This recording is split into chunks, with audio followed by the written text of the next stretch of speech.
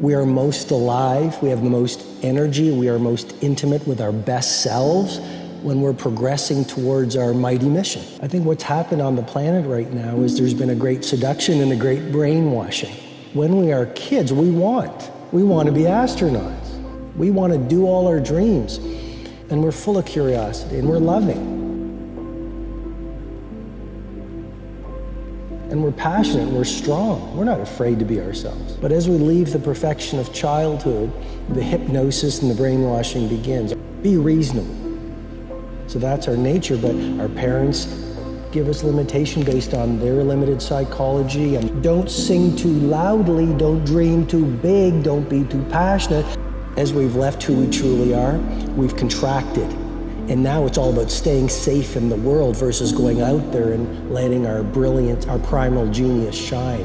And a lot of people just have stuffed that pain of disappointment and their doubt really deep inside, and they just are addicted to distraction and escapes because they don't want to deal with their potential that they've denied.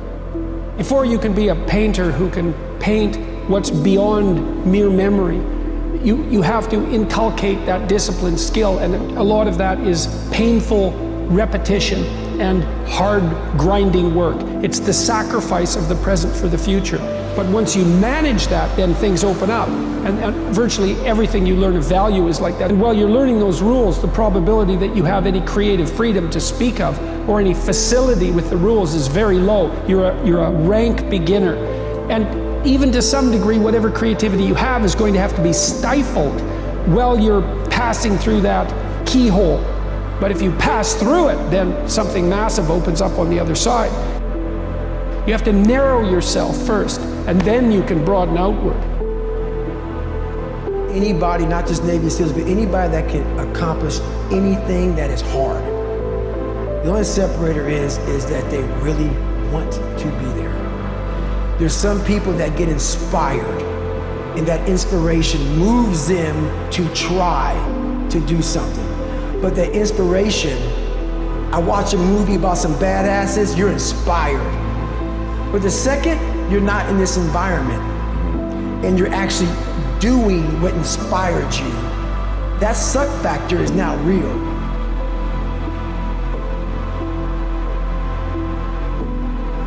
One of the real reasons we don't do the things that frighten us is because we are afraid of being judged. And so to become fearless, why not find some time every day to practice becoming fearless? Stop resisting. I encourage you, stop resisting the natural flow of epic performance. Stop resisting the natural seasons of life.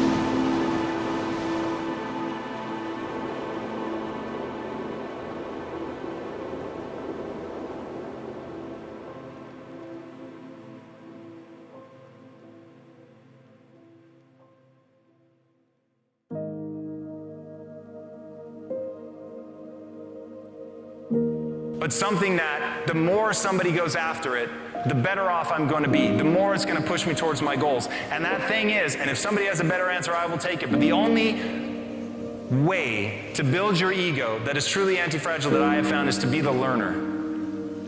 To be willing to admit when you're wrong. To look at your goal and work backwards and say, is what I'm doing actually moving me towards my goal or not? Not does it make me feel good about myself? Not am I right? Not am I smart? Is it moving me towards my goal? And if it is, then you do it. And if it doesn't, then you don't.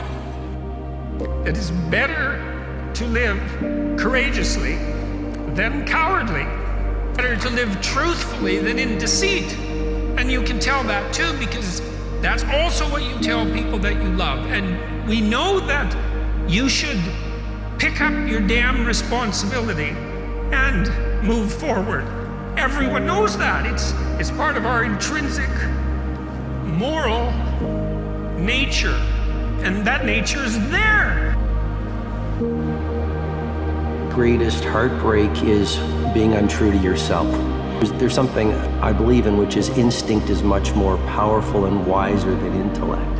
And I think when all of us trust our instinct in a world that says intellect and logic is everything, find your destiny doesn't knock, it whispers.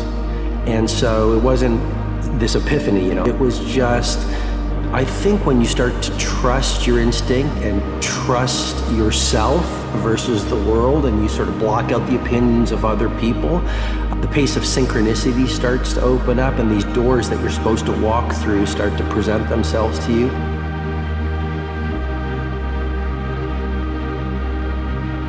But if you want to have the passion to make something big, to make big change, it's got to be something that you believe in beyond reasonable doubt. It's got to be something you've just got to make happen. So ask yourself, do I want to know more about this than anyone else? Because you're going to have to get better at it than anyone else if you want to be excellent and deliver on the promise.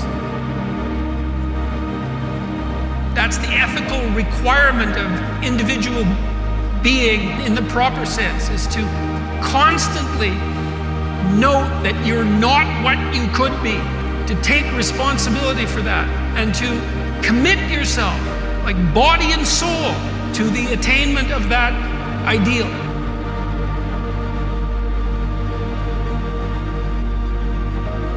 For some people, it's been asleep for a long time because they're afraid. They're afraid that I'm going to get hungry, I'm going to try, I'm going to fail. And so it's human nature to protect yourself from the fear by just lowering your expectations. But one of the things I've learned is you get what you tolerate.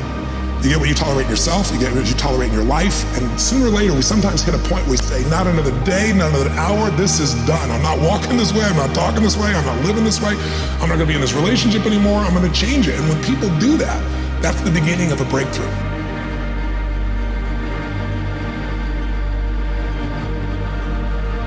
Happiness is not about achieving things.